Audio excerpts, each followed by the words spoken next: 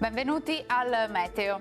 Weekend delle palme tra sole e qualche pioggia. Prevale l'anticiclone ma con qualche disturbo causato da un fronte perturbato che sfiorerà il nostro territorio. Vediamo la situazione nel dettaglio.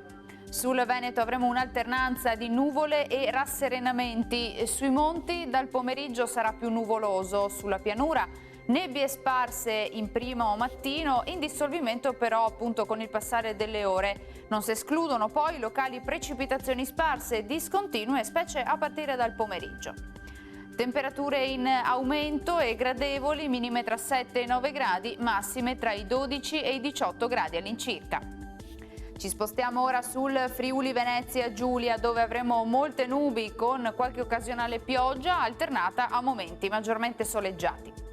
Temperature minime tra 7 e 9 gradi, massime sui 12-16 gradi all'incirca.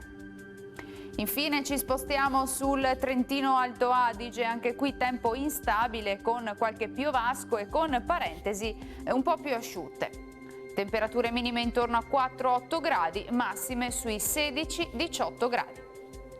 Dal Meteo di Antena 3 per ora è tutto, grazie per l'attenzione e arrivederci.